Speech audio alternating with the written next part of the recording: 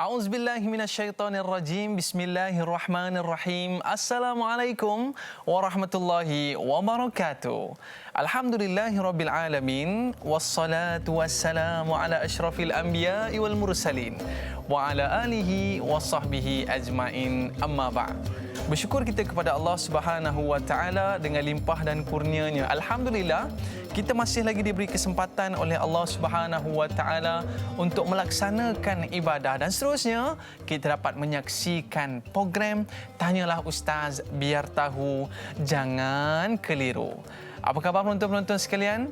Mudah-mudahan semuanya dalam payungan rahmat Allah Subhanahu wa taala. Para penonton sekalian, tanggal 31 bulan 8 57. Itulah yang kita ketahui bahawa tarikh ini kedengaran laungan merdeka, merdeka, merdeka. Satu ungkapan yang cukup bermakna, bererti bagi setiap masyarakat penduduk di Malaysia ini. Namun begitu, persoalan yang nak kita bawa pada hari ini, apa kaitannya laungan merdeka ini dengan pegangan akidah kita sebagai seorang Islam? Bagi mengupas topik yang cukup menarik pada hari ini, kita bawakan kepada anda tidak asing lagi Al-Fadil Ustaz Muhammad Ervino Johari. Apa khabar Ustaz? Alhamdulillah bikhair. Alhamdulillah, nampak ada bendera kecil kat depan kita ni. Itulah alhamdulillah. Melambangkan semangat kemerdekaan kita yang akan kita sambut pada esok hari Ustaz. Benar. Baik, terima kasih atas kehadiran Al-Fadhil Ustaz. Kita melihat di jalan raya penuh bendera yang dilekatkan di atas kereta, di motor, dan abang-abang lori kita pun pasang bendera bukan main besar lagi kat lori dia. Betul. Menunjukkan semangat patriotik yang ditunjukkan oleh rakyat Malaysia. Jadi hari ini topik yang akan kita bincangkan adalah Inilah Negaraku.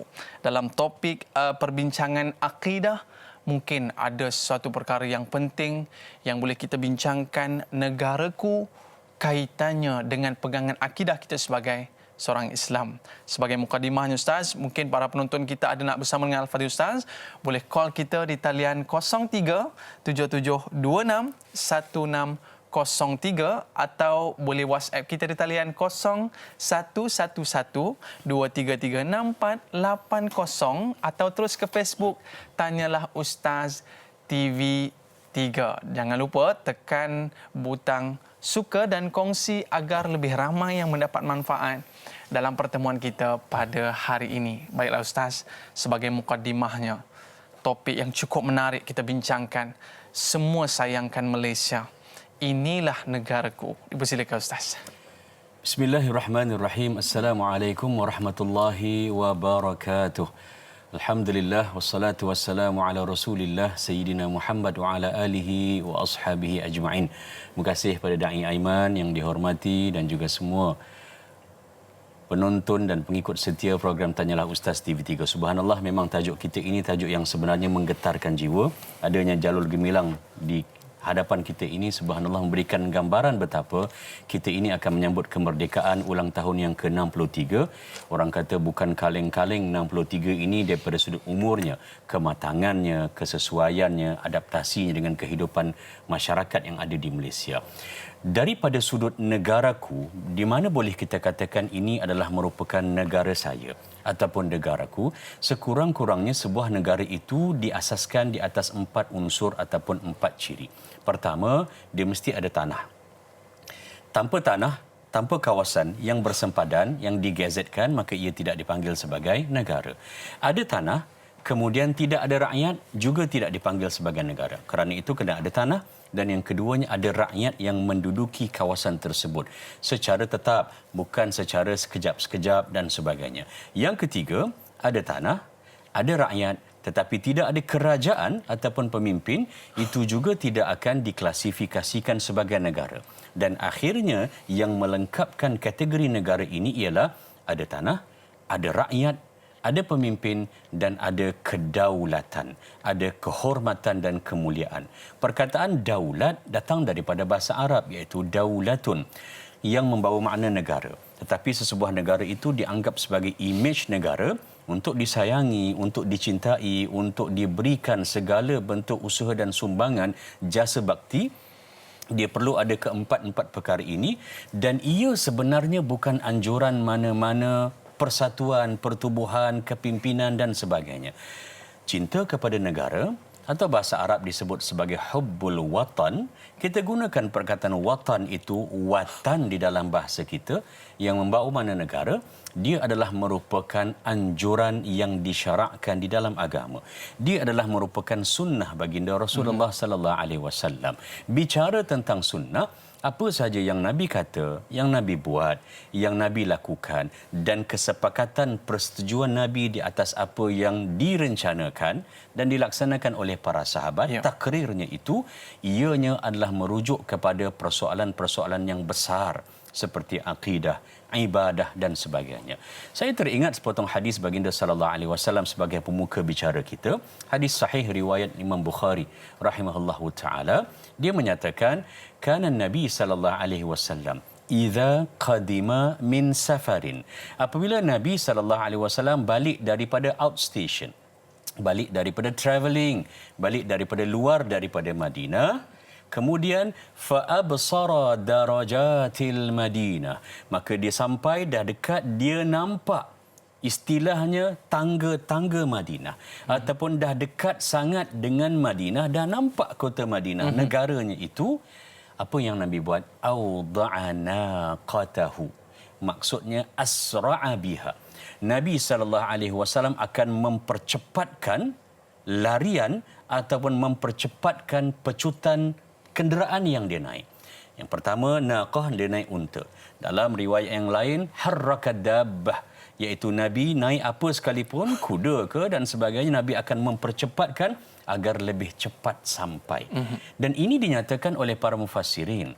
Antaranya adalah, kalau kita lihat Al-Imam Ibn Hajar Al-Asqalani di dalam kitabnya Syarah Fathul Bari, dia menyatakan hadhihi dalalatun wadihatun bihubbi mashru'iyyati hubbil watani. Yang bermaksud ini adalah merupakan bukti, tanda, dalil yang jelas daripada perlakuan baginda sallallahu alaihi wasallam menunjukkan betapa disyarakkan, masyru'iyah itu diperintahkan, disyarakkan oleh Allah Subhanahu wa taala dalam agama Islam ini, hubbil watani, cinta sayang kepada negara, wal hanin ilaihi, dan rasa rindunya, rasa sentimentalnya, ikatan itu walau dia berada di mana saja sekalipun. Lalu atas pancang inilah saya fikir Dai Aiman dan semua penonton setia Tanyalah Ustaz, betapa baginda sallallahu alaihi wasallam telah meletakkan benchmark dia, meletakkan tanda aras betapa cinta negara ini bukan main-main. Ia adalah merupakan perkara yang berkait dengan kepercayaan, dan kepercayaan itulah nanti kita akan bincangkan bagaimana untuk disetarakan kepada semua rakyat dan apa tindakan yang boleh kita lakukan untuk mencapai perkara yang disyarakkan ini, iaitu cinta negara. Maknanya cintakan negara ni bukan sekadar mengibarkan jalur gemilang, Ustaz ya. Ia adalah manifestasi, tetapi dia mesti bermula di sini dan di sini. Allahu Akbar. Ini merupakan di antara sunnah Nabi SAW yang mana Nabi sendiri pun cintakan negara. Kita dah ada soalan di Facebook, Ustaz. Boleh kita raikan. Kita bersama sahabat kita, Masripah Nur. Assalamualaikum Ustaz, Da'i dan semua kru yang bertugas. Waalaikumsalam. Adakah menyintai tanah air itu sesuatu yang terpuji dan ia termasuk dalam fitrah insan untuk mencintai tanah airnya? Adakah orang yang cintakan tanah air sama seperti cintakan nyawa dan hartanya? Sebagaimana Nabi Muhammad sallallahu alaihi wasallam pun cintakan tanah airnya, iaitu Makkatul Mukarramah. Mohon pencerahan Ustaz. Terima kasih. Ini dia, satu fitrah sebagai seorang manusia, cintakan negara. Kalau bukan di Malaysia, di mana lagi kita nak tinggal, Ustaz? Silakan. Terima kasih. Soalan yang baik. Terima kasih kepada yang bertanya, Dai Aiman dan semua penonton setia Tanyalah Ustaz TV3. Benar bahawa segala yang diletakkan oleh Allah Subhanahu Wa Taala sebagai ghazirah, iaitu fitrah dalam diri manusia, kesemuanya itu disantuni dan addressed by our own religion, oleh agama Islam kita, untuk diimplementasi ataupun diiktikad dan diyakini. Rasa sayang dan cinta kita kepada anak, kepada isteri, kepada suami, itu adalah merupakan fitrah. Ianya juga disantuni dalam agama dengan apakah cara-cara untuk melaksanakan kebaikan-kebaikan kepada ahli keluarga. Cinta manusia kepada apa yang ada di dunia, harta benda, kenderaan, rumah dan sebagainya. Lalu Islam menggariskan ini adalah merupakan peraturan-peraturan untuk dilaksanakan. Lalu cinta negara juga adalah merupakan satu fitrah. Dia adalah merupakan satu benda yang memang embedded dalam diri kita. Lalu bagaimana pula Islam memberikan kepada kita cara untuk melunaskan dan menunjukkan implementasi perasaan ini. Yang cantiknya disebutkan tentang baginda Rasulullah sallallahu alaihi wasallam dan sayang Nabi kepada Makkah Al-Mukarramah. Ya. Mengingatkan kita 10 hari lepas ditanyalah ustaz, kita kongsikan berkaitan tentang hijrah.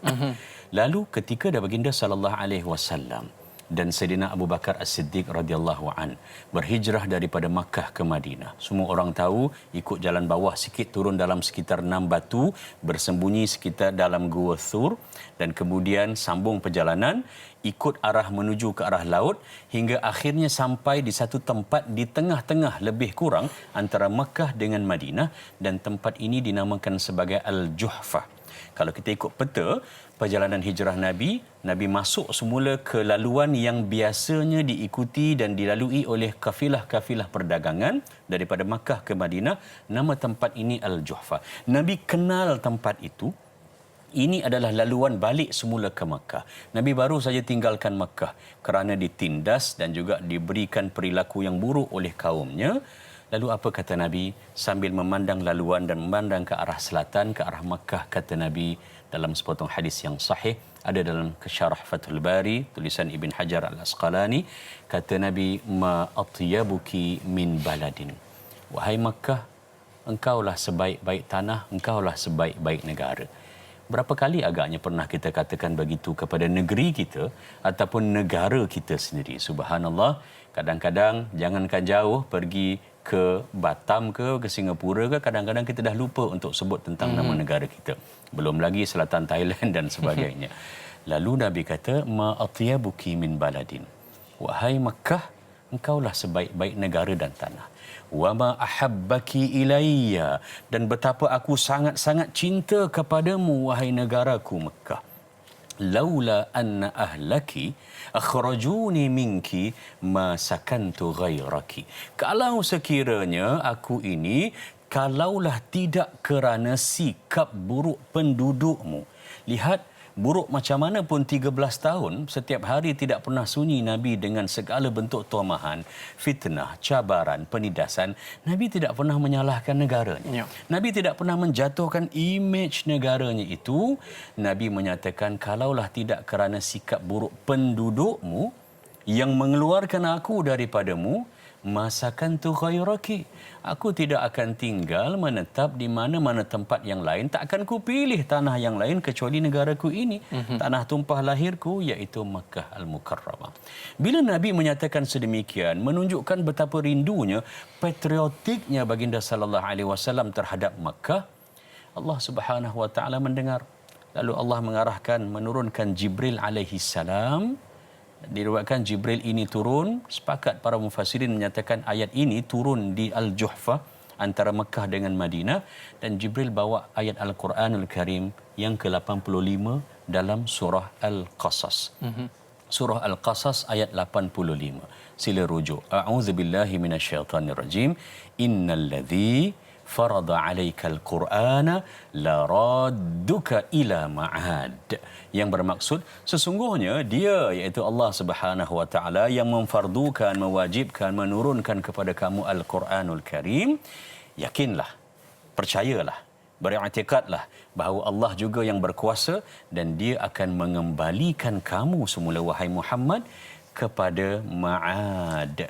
Ma'ad di dalam bahasa Arab secara ringkasnya adalah perkara-perkara yang dekat dengan hati manusia.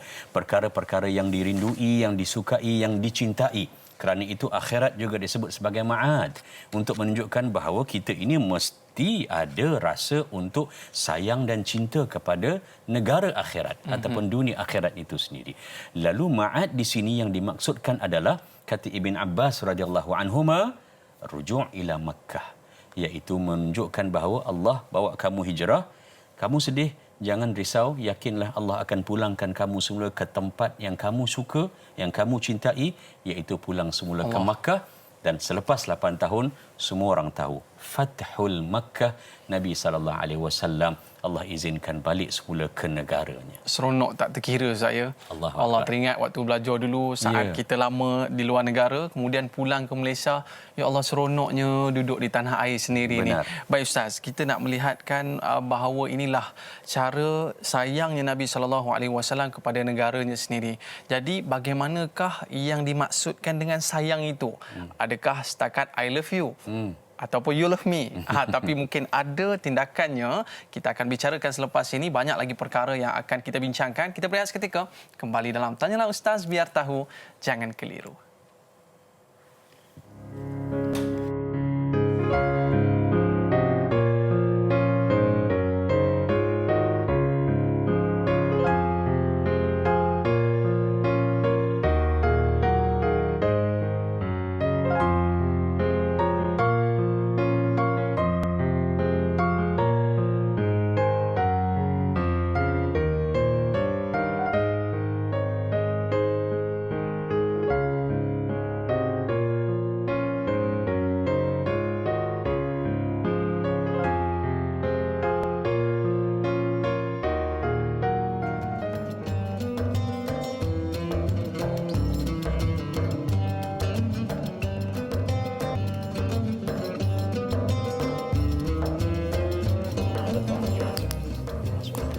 Alhamdulillah, kembali dalam Tanyalah Ustaz, biar tahu, jangan keliru. Merdeka, merdeka, merdeka. Semangat jalur gemilang yang kita bawa pada hari ini, mudah-mudahan dengan semangat kenegaraan kita ini dapat meningkatkan akidah kita sebagai seorang Islam. Para penonton sekalian, hebatnya cinta Nabi SAW kepada negara. Jadi kita ada pemanggil talian. Assalamualaikum. Siapa di talian? Waalaikumsalam warahmatullahi wabarakatuh. Saya Haji Pukinon, Haji Muhammad Talib. Selamat suka seru-seru Tanyalah Ustaz TV 3.9. Merdeka! Merdeka! Oh, semangat tu Haji Pukinon. Okey, silakan. Semangat. Persoalannya, ginilah Ustaz dan Naim. Ya. Kita ciptakan tanah air kan? Dan kalau boleh kita pasang bendera memang cantiklah tu kan Ustaz dan Naim. Tapi sekarang ada masalahnya Ustaz dan Dai. Saya nak tanya Ustaz dan Dai, macam mana ya orang ciptakan negara? Pasang bendera biarlah betul. Ada balik, ada yang melintang, ada yang tak betul di sini susunan. Adakah ini yang dikatakan cinta negara ataupun permain-mainkan negara? Dan macam mana kalau ada orang yang macam ini, kita nak nasihatkan dia supaya janganlah buat ini negara kita. Jagalah baik-baik. Sajalah soalannya pagi ini. Terima kasih. Assalamualaikum. Terima kasih Haji Tukinon di atas soalan yang dia ajukan. Bendera, ini satu syiar kita sebagai seorang rakyat Malaysia. Mungkin ini merupakan lambang cinta kita sebagai rakyat Malaysia dan ada yang mempermainkan perkara ini. Bagaimana? Terima kasih kepada yang bertanya, Tuan Haji, Dai Aiman dan semua. Pertamanya adalah bendera ini adalah merupakan suatu lambang ataupun syiar bagi mana-mana ketumbukan, pasukan, kepimpinan ataupun istilahnya negara yang merupakan satu penghormatan. Ingat lagi kita, Dai Aiman pun lepasan daripada Mu'tah, subhanallah, peperangan Mu'tah, peristiwa di antara 3 orang sahabat ini yang walaupun dicantas tangan mereka, iaitu Ja'far bin Abi Talib dan kemudian sampai pula kepada sahabat yang lain, walaupun mereka dicederakan, tetapi dalam peperangan itu bendera itu tetap terus disambung dan dipegang oleh orang lain. Kerana dasarnya kalau bendera itu jatuh atau rendah, maka ia menunjukkan bahawa kita dah kalah. Walaupun masih belum kalah daripada sudut imejnya, daripada sudut psikologinya. Dan kepada kita semua rakyat Malaysia, perkara-perkara yang berkaitan tentang perlambangan, syiar menunjukkan kehormatan negara, seperti jata negara, perlu difahami. Jalur gemilang juga mesti difahami. Cara untuk kita menghormati, saya fikir pertamanya adalah untuk kita mengenali dan memahami terlebih dahulu apakah maksud anak bulan, apakah maksud 14 jalur dan sebagainya, warna biru, merah, putih dan sebagainya. Sebab kalau tidak tahu, maka orang tidak akan hormat. Kita pun kalau jumpa di mana-mana orang, kita tak kenal, kita pun rasa macam tidak ada keperluan untuk menyapa atau memberi salam ataupun memperuntukkan seminit dua untuk bersembang dengan dia. Oleh itu, pengetahuan sangat penting. Jata negara, mengapa perlunya itu dihormati? Kerana ia berdasarkan kepada apa yang ada di sebaliknya itu. Kena tahu. Bila tidak tahu, maka orang akan memperlekehkan bendera. Orang akan meletakkan jata negara ditukar dalam bentuk pelbagai imej dan sebagainya. Sedangkan di bawah itu, perkataan yang ditulis dalam Rumi dan Jawi, bersekutu, bertambah mutu, dia membawa makna yang besar. Tanya kepada anak-anak muda, apa maksudnya ini? Saya fikir mungkin tidak ramai yang bisa untuk memberikan ulasan ataupun komentar mereka berdasarkan kepada lunas sejarah.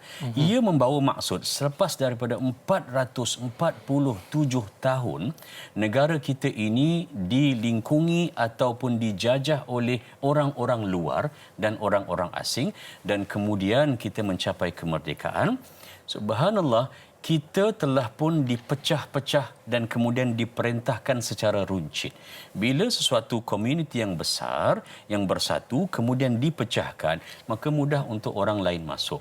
Saya kaitkan jata negara dan perkataannya ini dengan jalur gemilang yang ditanya, kerana pada zaman pemerintahan British dan penjajahan, diambil ada 4 negara, 4 negeri, iaitu Selangor, Negeri Sembilan, Pahang dan juga Perak, dan diberikan istilah sebagai kumpulan kluster negeri-negeri Melayu bersekutu.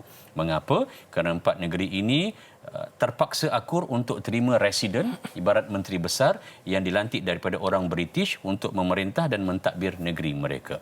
Ada 4 negeri lain, negeri Melayu ini yang dikategori sebagai negeri Melayu tidak bersekutu. Kelantan, Terengganu, Kedah dan juga Perlis. Mengapa? Sebab pada ketika itu, sebelum British lagi, mereka telah pun menjalinkan hubungan dengan kerajaan Siam ataupun Thailand. Mereka bayar ufti setiap tahun, wang emas yang kita belajar dalam buku sejarah dahulu. Ada negeri-negeri yang British ambil, Melaka, Pulau Pinang dan Singapura dijadikan sebagai negeri-negeri selat. Dan juga satu negeri iaitu Johor Darul Ta'zim yang tidak pernah dijajah satu-satunya oleh British. Dia kehilangan Singapura daripada kelicikan Stamford Raffles dan juga cara British untuk membahagikan antara penduduk-penduduk di semenanjung tanah Melayu, tetapi ia tidak dijajah seperti mana negeri-negeri yang lain. Akhirnya pada 1957 bila termeteri jalur gemilang dan dipasakkan jata negara serta diwartakan Perlembagaan Persekutuan, kesemua 9 negeri-negeri Melayu ini bersetuju untuk bersekutu. Itulah mahal perkataan bersekutu bertambah mutu. Perkataan itulah datangnya kata nama terbitan Persekutuan. Nama perlembagaan kita, saya bawa ni buku Perlembagaan Persekutuan, adalah Perlembagaan Persekutuan. Nama dalam surat beranak negara kita Malaysia ini adalah Persekutuan Malaysia. Kerana dia adalah gabungan dan sebagainya semua. Kenapa saya kongsikan perkara ini? Kerana semua ini sebenarnya menyumbang kepada isu ataupun masalah orang memperlekeh dan meremehkan jalur gemilang ataupun mana-mana simbol dan juga logo-logo perlambangan yang menunjukkan kehebatan dan kemuliaan sebuah negara. Ilmu dahulu mesti kena. Tak kenal maka tak cinta. Benar. Saya bila dah kenal baru kita hargai sesuatu perkara yang telah dibuat oleh orang-orang terdahulu. Setuju, Sahabat betul. kita di Facebook nak bertanyakan soalan Ustaz. Kita bersama dengan Nur Hayati Ismail. Assalamualaikum Ustaz dan dai serta kru, tanyalah Ustaz. Waalaikumsalam. Bagaimana untuk kita semaikan sikap toleransi di kalangan pelbagai kaum di negara kita dalam masa yang sama kita meraihkan kepercayaan agama masing-masing tanpa syak wasangka. Yang kedua, apakah adab terbaik untuk kita saling bergandingan walaupun berbeza pegangan tanpa melanggar syariat Islam? Mohon Ustaz kongsikan pandangan. Terima kasih Kak Iyad, Bandar Tasik Puteri, Rawang, Selangor. Terima kasih atas soalan yang diajukan. Uniknya Malaysia, Ustaz. Ya. Berbilang kaum, tetapi satu suara. Mungkin ini satu kelebihan yang kita ada di negara Malaysia, sama-sama setia kepada negara. Apa pandangan Ustaz? Terima kasih pada yang bertanya. Antara yang bertanya yang regular jugalah. Ya. Biasa kita ada peluang tanya Ustaz. Da'i Aiman dan semua. Subhanallah. Dua soalan yang nampak ringkas tapi jawabnya kalau terlebih Da'i Aiman berhentikan saya. Yang pertama, untuk semaikan sikap toleransi, saya suka bawa perbincangan kita dan diskusi kita ini untuk melihat di mana Islam dan juga agama dari sudut kita mendasari dan juga menyantuni isu-isu kenegaraan. Selain daripada itu, dalam mungkin diskusi yang lain kita boleh lihat daripada sudut mata pelajaran sejarah dan juga civics, moral dan sebagainya, tapi kita nak fokus kepada pendidikan Islam. Allah Subhanahu Wa Taala menyatakan dalam Al-Quran sebagai santunan soalan yang pertama, lihat dalam surah Ali Imran, rujuk pada ayat yang ke-108. A'udzubillahi minasyaitonirrajim. Wala tasubbul ladzina yad'una min dunillahi fayasubbullahu aduwwan bighairi ilmin. Yang bermaksud, dan jangan sesekali kamu menghina, memperlekeh, merendah-rendahkan mana-mana kaum yang lain di antara kamu. Kita ada bangsa Melayu, ada kaum Cina, kaum India, ada dalam Perlembagaan Persekutuan. Kalau kita lihat dalam perkara 161/1A, ada disebutkan tidak kurang daripada 28 nama suku kaum pribumi, bangsa kaum yang asal yang ada di negeri Sarawak. Sampai begitu detail Perlembagaan Persekutuan kita mengajarkan bangsa Melayu, kaum Cina, kaum India agar kenal semua ini adalah merupakan rakyat Malaysia. Ia bukan hanya Melayu, Cina, India, tetapi setiap suku kaum. 28 nama ini berapa ramai yang hafal ataupun kenal? Mungkin kita hanya boleh sebut contohnya kaum Iban ataupun Bidayuh dan sebagainya hanya kerana bersempena, bersituasi, beracara, ada sebabnya masa kita dalam tempoh musim sambutan bulan kemerdekaan sebulan dan sebagainya. Tetapi yang dihasratkan oleh negara kita Malaysia agar benda-benda ini, toleransi ini sentiasa berjalan tanpa mengira masa ataupun tempoh. Lalu ayat dalam surah Ali Imran yang ke-108 ini menyatakan, jangan sesekali kamu menghina, melekehkan, merendahkan kaum-kaum yang lain yang mereka ini menyembah selain daripada Allah.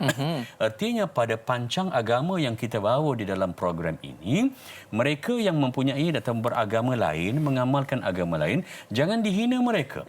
Berikan kepada mereka hak kewarganegaraan dan mereka juga berhak untuk mempunyai hak dalam setiap satu daripada 183 perkara yang ada dalam perlembagaan kita. Kerana kalau buat begitu, tidak adanya rasa tolak ansur dan toleransi akan menjadikan apa? Fayasubbullaha aduwwan bighairi ilmin. Kata Allah, nanti tindak balas respon mereka bila mereka diperlakukan begitu. Kalau ada orang-orang Islam di kalangan warga negara yang memperlekehkan mereka, mereka akan menghina, memperlekeh dan memperendahkan Allah dan juga segala yang dilakukan oleh umat Islam secara permusuhan dan juga secara tanpa ilmu pengetahuan. Kita di dalam mengurus tadbir dan juga menyelia isu-isu jenayah salah laku pada mereka yang mempunyai pengetahuan, tapi alpa ia lebih mudah daripada kita nak menyusun atur dan mendisiplinkan kesilapan-kesilapan yang orang buat tanpa ilmu. Dia tak tahu pun benda tu salah sebab kita dah tunjukkan kepadanya kesalahan. Lalu toleransi mesti ada. Dan yang kedua, adab terbaik untuk kita bergandingan walau kita ini berbeza agama. Subhanallah, Islam mengajar kita tentang tanah air dan negara, bahawasanya pertama sekali cara untuk kita menyantuni kaum-kaum yang lain adalah untuk dengan kita memahami Perlembagaan Persekutuan. Kena baca walaupun ia bukan merupakan satu bacaan yang menyeronokkan seperti mana kita baca novel-novel cinta. Tetapi kalau orang tanya Malaysia itu apa, bagaimana adab dalam tanah air untuk kita mempunyai jiwa bernegara, jawapannya inilah CV, inilah resume, inilah biodata negara yang bernama Malaysia. Saya ambil contoh pada perkara 3/1 di dalam Perlembagaan Persekutuan menyatakan, saya bacakan ini ayat perlembagaannya. Islam adalah agama persekutuan. Dia tak sebut agama negara atau agama Malaysia, tapi dia sebut besarnya perkataan persekutuan seperti yang kita kongsikan tadi. Tetapi mana-mana agama lain boleh dianuti dan diamalkan secara aman damai. Artinya selagi mana agama itu tidak membawa kepada rusuhan ataupun demonstrasi buruk ataupun merupakan perkara-perkara yang menghalang urus tadbir negara, secara aman dan damai, ia boleh dilaksanakan di mana-mana bahagian dalam persekutuan ini. Sekali lagi diulang perkataan persekutuan. Lalu ini menunjukkan kepada kita bahawa walaupun Islam merupakan agama yang tertinggi, agama yang paling atas, tetapi adabnya kita juga membuka ruang kepada yang lain-lain untuk dianuti dan diamalkan. Lalu adab ini bermula dengan memahami di mana agama kita Islam, di mana i'tiqad kita, dan Islam mengajar kita untuk berbuat baik kepada orang Islam dan orang bukan Islam. Malah yang bukan orang pun, tumbuh-tumbuhan, haiwan dan sebagainya pun kita mesti melakukan kebaikan, apatah lagi dengan yang lain. Ini kunci kepada adab. Cara manifestasi pelaksanaan itu terlalu banyaklah daya. Inilah keindahan dalam Islam yang mana menitik beratkan adab-adab dan tata susila dalam menghormati setiap agama yang ada di Malaysia. Baik Ustaz, kita ada lagi sahabat kita di Facebook nak bertanyakan soalan. Kita bersama dengan Rahizah. Assalamualaikum Ustaz Muhammad Ervino Johari, Dai Aiman, semua kru yang bertugas. Waalaikumsalam. Dan semua sahabat-sahabat, di dalam pembentukan jati diri seseorang itu mesti ada semangat, perpaduan dan keharmonian. Soalan saya, bagaimanakah caranya untuk kita menerapkan semangat perpaduan dan keharmonian di kalangan jiran tetangga yang terdiri dari berbagai kaum agar tidak sikap saling hormat-menghormati dan perpaduan terjalin? Terima kasih. Mohon penjelasan dari Ustaz Kak Zah Cenor Pahang, tuan-tuan. Jadi Ustaz, ini satu soalan yang cukup dekat dengan kita, jiran. Bagaimana kita nak menerapkan semangat perpaduan di kalangan jiran tetangga, seperti mana yang Nabi SAW mula-mula hijrah ke Madinah, itulah yang Nabi buat, mempersaudarakan sahabat. Benar. Terima kasih pada yang bertanya. Saya kena jawab triple ni sebab tanda soalan tu ada 3 tadi. Gurau saja. Allah Subhanahu Wa Taala menyatakan dalam Al-Quran, sila rujuk dalam surah Al-Hujurat pada ayat yang ke-11, A'udzubillahi minasyaitanirrajim. Ya ayyuhalladzina amanu. Wahai orang-orang yang beriman, la yaskhar qaumun an qaumin asa an yakunu khairam minhum. Ila akhir ayat. Wahai orang-orang yang beriman, kita ini orang-orang yang beriman, jangan kamu menghina, jangan kamu memperlekeh, jangan kamu menyusahkan ataupun merosakkan hubungan dengan antara satu kaum dengan kaum yang lain. Berbilang kaum dan bangsa ini bukan merupakan satu noktah kesusahan bagi warga negara. Sebenarnya kerencaman dan kemajemukan ini adalah merupakan aset bagi warga negara Malaysia untuk mencambahkan rasa nilai cinta kepada negara. Dan dia bukan baru. Sebenarnya pada zaman pemerintahan penjajahan dahulu pun, zaman Kesultanan Melayu Melaka lagi pun, negara kita telah pun merupakan negara yang mempunyai masyarakat yang berbilang bangsa. Masyarakat yang mempunyai lingua franca yang berbeza. Bahasa-bahasa budaya kepelbagaian ini memang telah pun ada. Tahun 1932 hingga 1936 direkodkan bagi negeri-negeri selat yang saya sebutkan tadi, Pulau Pinang, Melaka dan juga Singapura, jumlah kaum Cina dan India jauh melangkaui dan juga telah pun lebih ramai daripada orang Melayu yang berada di situ. Ini semua menunjukkan betapa telah pun adanya kemajemukan. Ketika mana inilah kalau kita perhatikan, kita berada dalam lingkungan kawasan perumahan. Kita duduk di kampung ataupun di mana-mana bentuk daerah yang mempunyai kepelbagaian kaum. Cara pertama sekali pada fikir saya untuk kita santuni mereka dan mereka juga akan menyantuni kita dengan cara yang baik yang sama adalah dengan ta'aruf. Subhanallah, Allah Subhanahu Wa Taala menyatakan dalam ayat Al-Quran yang kita sangat-sangat faham dan kita biasa sebut bahawa Allah menjadikan kita daripada pelbagai kaum, bangsa, suku dan sebagainya, liyata'arafu. Lita'arafu agar kamu dapat berkenal-kenalan. Kenal ini mungkin bermula dengan hanya main mata saja. Tapi kena tengok orang lah main mata macam mana. Kan? Kita balik kerja penat, keluar kerja pagi, tak sempat nak sembang, sekadar angkat macam tu sajalah. Angkat mata, itu pun dah cukup. Ada ruang weekend, maka kita sembang sekejap. Cari ruang untuk bersembang benda-benda yang santai, yang mungkin tidak yang dirasakan susah untuk orang menjawab. Mampu lagi, subhanallah, maka seperti yang Nabi buat, sunnah Nabi, bagi juadah. berkongsi makanan ini adalah satu benda dan cara untuk memupuk perpaduan yang sangat hebat khususnya bagi jiran. Dalam Al-Quranul Karim kalau kita perhatikan perkataan jiran ini Allah kategorikan satu jiran daripada kalangan kaum kerabat, saudara mara yang beli rumah sama, tanah yang dibagikan oleh tok dengan nenek ataupun arwah mak dan ayah mereka, anak adik beradik dapat tanah, maka duduk dekat-dekat, ataupun jiran daripada sudut yang tidak ada perhubungan darah daging, kesemuanya ini mesti untuk dilaksanakan kebaikan kepada mereka.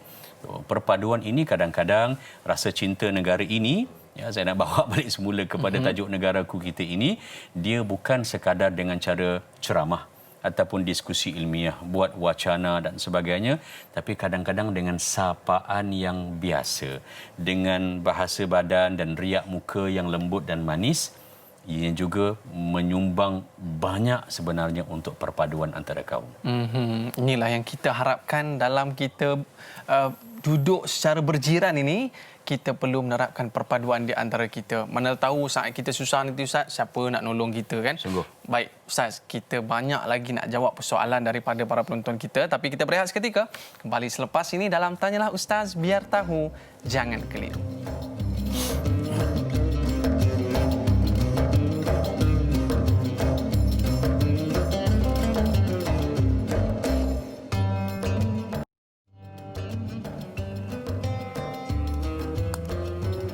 Bunda senyum riang menerima bahtera merdeka, tanah semenanjung, tanah semenanjung, permata nilam. Kembali dalam Tanyalah Ustaz, biar tahu, jangan keliru. Hari ini topik perbincangan kita, ini negaraku. Semangat kita nak mengibarkan jalur gemilang kerana esok kita akan menyambut Hari Kemerdekaan. Kita ada pemanggil di talian. Assalamualaikum. Assalamualaikum warahmatullahi wabarakatuh. Dai Aiman dan juga Ustaz Alvino Johari. Saya Omar Abdul Majid dari Pelda Cini Timur 3, Pekan Pahang. Assalamualaikum Ustaz dan Dai. Waalaikumsalam warahmatullahi wabarakatuh. Encik Omar apa khabar? Alhamdulillah saya sehat, Dai, dan juga Ustaz sehat ya. Sihat, alhamdulillah. Selamat menyambut kemerdekaan yang ke-63 kepada Dai dan juga Ustaz pada hari esok ya. Merdeka. Ya, merdeka ya. Itu semangat yang perlu ada pada setiap rakyat Malaysia ya, Dai ya. Jadi soalan saya begini Ustaz. Kadang-kadang kita ni dalam masyarakat kita ni ialah kalau yang lahir sebelum merdeka itu mungkin semangat patriotik dia tu tinggi sikit pasal dia mengalami susah payah pahit jerih masa Malaysia dijajah. Tapi apabila orang-orang yang lahir selepas merdeka ni yang tak pernah mengalami kesusahan dan kesulitan dalam kehidupan ni, mereka semangat mereka ni berkurangan sikit Ustaz. Jadi soalan saya Ustaz, apabila semangat berkurangan, jadi dia tak pernah ambil tahu pun sama ada mereka kali keberapa ke, ataupun ini dikata sebagai satu kebetulan bagi dia, memang negara yang mereka memang boleh semua kita dah dapat macam mana dia dua ke tiga buah kereta satu rumah, jadi mereka senang dan semangat patriotik mereka ini kurang sedikit. Bukan kata orang muda saja, orang yang dah dewasa pun ada juga begitu, tak pernah ambil tahu, tak pernah pun nak mengibarkan bendera sekalipun Ustaz.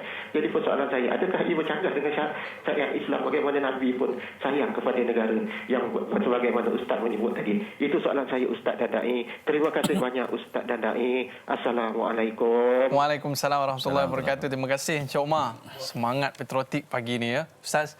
Yang mana kita lihat kan bahawa orang yang lahir sebelum merdeka, mereka rasa susahnya, pahitnya, getirnya saat nak mendapat kemerdekaan. Tapi anak-anak muda termasuk saya lah kan, mungkin tak merasai susahnya itu. Jadi adakah ini mungkin ada sesuatu yang disebut oleh Islam tentang perkara ini Ustaz? Terima kasih pada Tuan Omar yang bertanya, Dai Aiman dan semua penonton setia Tanyalah Ustaz TV3. Orang yang biasa susah, bila Allah kurniakan kepadanya kesenangan, dia mudah untuk mengurus tadbir dan mengawal selia dirinya itu. Tetapi orang yang dah biasa senang, sekali dia kena susah, maka dia mungkin sukar untuk mencongak apa yang perlu dilakukan dan dia perlukan bantuan.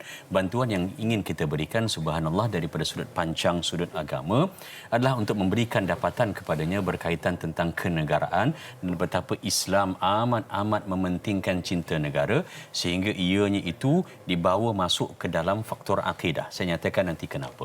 Pertama, kalau kita lihat Al-Mawardi dalam kitabnya Al-Ahkam As-Sultaniyah. Ini orang-orang muda bagus kalau baca. Translation dalam in English pun dah ada. Al-Ahkam As-Sultaniyah oleh Al-Mawardi menyatakan ad-dinu wal mulku tau'aman. Agama dan negara, al-mulku bermakna kerajaan ataupun negara, adalah merupakan ibarat dua saudara kembar yang sangat-sangat identical, yang sama dilihat daripada atas ke bawah. Yang orang lain kalau datang, pelancong asing ataupun warga negara asing datang, dilihat pergi ke Perlis, pergi ke Selangor, pergi ke Sabah, pergi ke Johor, aspirasinya adalah dilihat sama. Orang-orang Malaysia ini sampai ke peringkat sebegitu. Ini juga dinyatakan oleh Al-Imam Ghazali dalam kitabnya At-Tibril Masbuq fi Nasihatil Muluk ataupun Nasihat Al-Muluk, nasihat kepada raja-raja, di mana Imam Ghazali menyatakan ad-dinu wad-daulatu ataupun ad-dinu wal mulku tau'aman. Agama dan negara ini dia adalah merupakan adik-beradik kembar. Negara kalau tidak memberikan laluan kepada agama untuk berpencak, maka negara itu juga nanti akan huru-hara. Agama kalau tidak punya medan diberikan ruang oleh negara dan kepimpinannya, maka agama ini juga takkan dilihat kecantikan dan keindahannya oleh warga negaranya.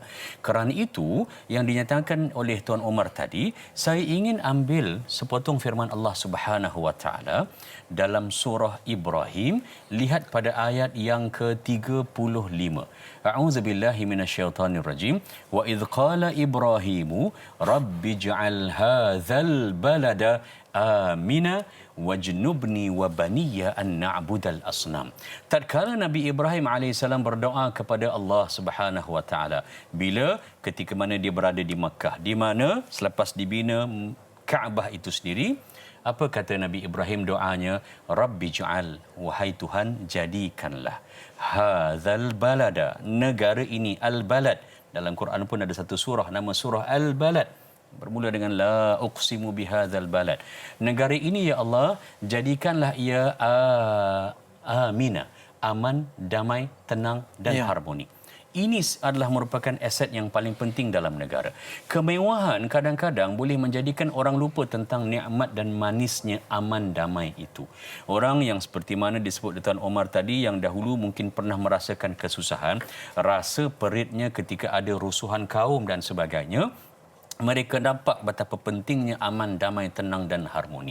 Mereka yang lahir mungkin anak-anak kita dalam situasi negara kita alhamdulillah makmur, mereka perlu sentiasa diperingatkan tentang sejarah. Orang lebih banyak kita tahu tentang fakta sejarah sebenarnya menjadikan lebih kita memperkasakan pelan tindakan untuk masa akan datang. Itu tidak berhenti di situ. Banyak-banyak benda Nabi Ibrahim AS boleh minta doa pada Allah Subhanahu Wa Taala untuk negara yang bernama Makkah Al-Mukarramah ini. Diminta yang pertama, paling atas, aset yang paling bernilai bagi negara adalah aman, damai, tenang dan harmoni. Dan disambung ayat ini dengan lafaz wajnubni wa baniya an na'budal asnam. Dan ya Allah, jauhkanlah, lindungilah diriku, kata Nabi Ibrahim, dan zuriat keturunanku sampai kepada kita ini dan generasi selepas daripada kita ini, an na'budal asnam, daripada menyembah berhala-berhala. Ini adalah merupakan aset yang kedua bagi negara untuk anak-anak kita dididik. Selepas dipastikan negara kita aman, kedua, akidah kena jaga. Daripada sudut penyembahan kepada Allah Subhanahu Wa Taala, tidak mensyirikkan Allah, ini yang paling mahal dan paling bernilai. Kerana itu kalau orang tanya cinta negara ini adalah merupakan suatu benda yang dikategorikan sebagai akidah, jawapannya memang iya. Para ulama bersepakat menyatakan bahawa isu akidah dengan negara adalah merupakan benda yang satu. Ad-dinu wad-daulatu tau'aman. Agama dan negara atau kepimpinan adalah adik-beradik kembar. Wow, di dalam surah Ibrahim 35 ini, mema'iyah ini tidaklah bermaksud daripada sudut turutan ataupun tartibnya, tapi dia membawa makna kebersamaan. Dua-duanya ini satu package mesti dibawa bersama. Allahu Akbar.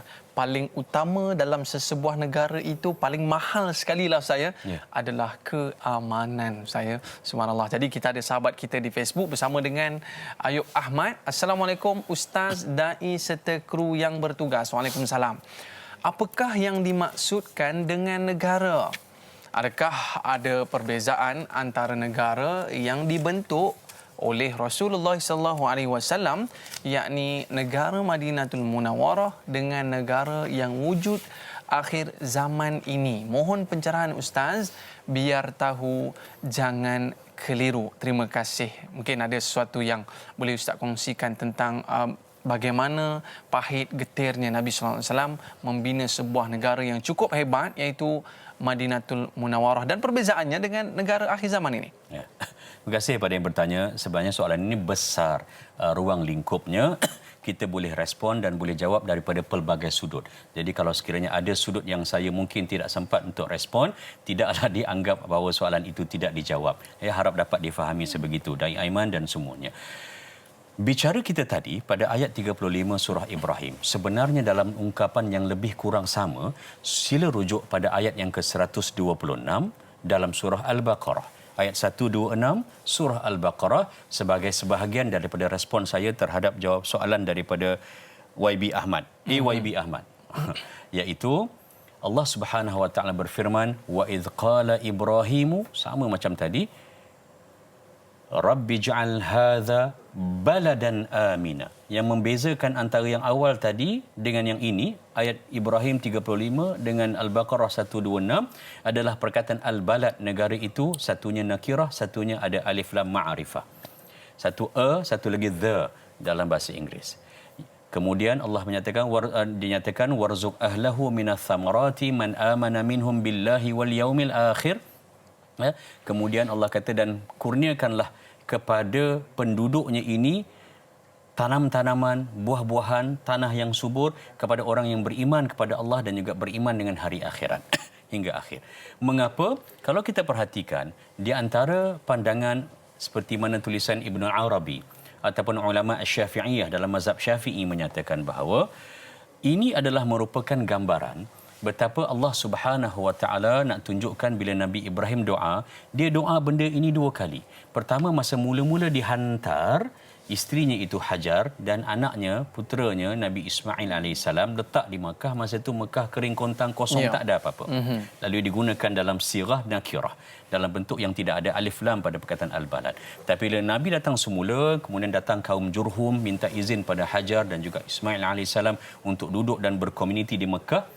Ini membenarkan doa Nabi Ibrahim AS pada ayat yang ke-37 surah Ibrahim, menyatakan bahawa Rabbi askantu, aku meletakkan ya Allah zuriyati, zuriatku ini di kawasan fi biwadin ghaira zi zar'in. Biwadin ghaira zi zar'in, di tempat yang kering kontang, wadi yang tidak ada apa-apa sekalipun, dan diminta pada Allah agar dapatlah jadikan Mekah ini makmur sampai sekarang. Lalu daripada Nabi Ibrahim AS ini model dibawa, kenapa saya katakan begitu? Untuk menunjukkan makna negara. Ditanya apa makna negara, dalam Al-Quranul Karim terlalu banyak disebutkan tentang negara, tapi digunakan dengan lafaz ad-dar ataupun ad-diyar dalam bentuk jamak ataupun plural, yang membawa maksud negara ataupun watan itu. Ada beza tak di antara negara yang diasaskan oleh baginda sallallahu alaihi wasallam dengan sekarang? Subhanallah, pasti ada ciri-ciri yang bersesuaian dengan zaman itu dan ciri-ciri yang ada zaman sekarang. Zaman Nabi sallallahu alaihi wasallam, ketuanya adalah baginda sallallahu alaihi wasallam, dan kemudian para sahabat yang membantunya. Ada piagam dan perlembagaan Madinah. Kita ambil yang similariti dahulu. Sama dahulu ada perlembagaan, sekarang pun ada perlembagaan yang ada. Dan perlembagaan ini menjadi undang-undang tertinggi berdasarkan kepada perkara 4 dalam perlembagaan persekutuan kita. Perlembagaan persekutuan ini adalah undang-undang yang tertinggi. Mana-mana undang-undang lain boleh buat, tapi kalau dia ada ta'arud, percanggahan dan pertindanan, maka didahulukan perlembagaan. Begitulah juga dalam zaman baginda sallallahu alaihi wasallam, bila dia membina negara Madinah, maka dalam piagam itu tak kira agama apa, kaum suku asal apa, sampai kepada peringkat nak mempertahankan negara, semua mesti terlibat. kewajipannya itu diberikan, dan saya fikir sama seperti mana negara-negara yang ada di dunia. Zaman sekarang kalau kita perhatikan, ada negara-negara di dunia, nak tunjukkan beza dengan zaman Nabi lah ya, negara-negara yang mengamalkan sistem presidensi. Maksud presidensi ini ialah ketua yang paling atas, iaitu presiden. Bagaimana presiden itu dilantik, parti politik yang masuk dalam pilihan raya negara berkenaan, dan yang paling banyak dapat undi yang dikumpul, ketua parti itulah yang jadi presiden. Contoh paling dekat dengan kita ialah Indonesia. Ada negara di dunia yang mengamalkan sistem republik. Paling dekat contoh Singapura. Republik ini dia mungkin ada presiden dan perdana menteri, mungkin tidak ada presiden langsung, ada perdana menteri sahaja. Kuasa eksekutif dipegang oleh Perdana Menteri, walaupun ada Presiden, tetapi kuasa sebenarnya lebih kepada Perdana Menteri. Ada negara di dunia yang masih mengamalkan seperti mana yang dahulu yang masih ada, iaitu mengamalkan konsep kerajaan Raja Mutlak. Arab Saudi, Brunei Darussalam, Oman, Qatar dan sebagainya. Segala inci tanah yang ada di negara mereka itu milik siapa? Milik raja. Itu nama konsepnya, konsep Raja Mutlak. Ada negara di dunia sekarang ini mengamalkan sistem satu parti. Tak payah nak pening-pening nanti dalam masa pilihan raya. Dia ada satu parti saja yang masuk bertanding dan parti itulah yang menang. Seperti mana Republic of China ataupun Cuba dan juga North Korea. Kesemuanya ini mengamalkan amalan sistem pemerintahan satu parti. Kita bagaimana? Bezanya kita dengan negara-negara ini, kita mengamalkan sistem yang sangat-sangat unik, iaitu demokrasi berparlimen dan raja berperlembagaan. Kuasa, kefungsian, peranan, keistimewaan raja, ianya terhad kepada apa yang dinyatakan di dalam perlembagaan. Dia bukan raja mutlak, tetapi dia raja mengikut perlembagaan. Dan demokrasi berparlimen ataupun syura pada asalnya yang ada zaman baginda sallallahu alaihi wasallam itu, ianya dikembangkan dalam bentuk apabila berlakunya kolonial, berlakunya penghijrahan, contohnya daripada Ireland pergi ke Amerika dan membina Amerika, daripada penduduk asal dijajah oleh orang asing yang datang ke negara mereka. Kesemuanya ini sebenarnya mencorakkan perbezaan-perbezaan yang ada ketika mana zaman baginda sallallahu alaihi wasallam mempertautkan Aus dan Khazraj, dijadikan sebagai orang Ansar, dan bagaimana negara-negara sekarang berusaha sedaya mungkin untuk memastikan agar agama Islam ini tetap dan terus menjadi pancang kepada pelestarian pentadbiran negara berkenaan. Inilah dia indahnya sebuah negara bila mana dikuatkan dengan perpaduan. Baik Ustaz, kita nak berehat seketika. Ya. Kembali selepas ini dalam Tanyalah Ustaz. Biar tahu, jangan keliru.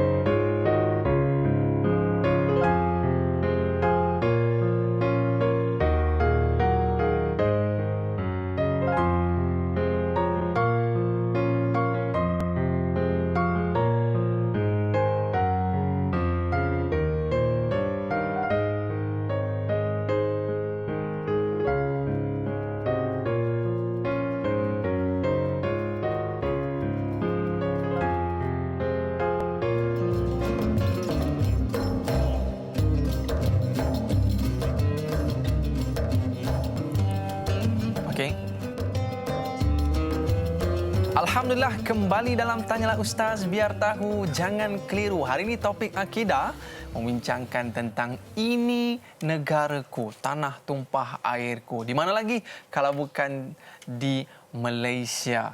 Jadi tadi Ustaz bila menyebutkan tentang pimpinan tadi Ustaz, kita rasa seronok kerana apa, kita dalam pemerintahan beraja saya. Yeah. Tapi sebelum tu kita nak cerita tentang raja tadi. Kita ada pemanggil di talian. Assalamualaikum. Waalaikumsalam.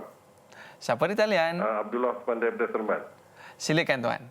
Ni Ustaz, di dalam Islam adakah diwajibkan kita taat kepada pemimpin negara kita sendiri? Dan lagi satu, apa kata kita jadikan hari merdeka seolah-olah menyambutkan macam hari raya? Dan lagi satu, izinkan saya melaungkan merdeka, boleh ya? Oh boleh, sama-sama kita.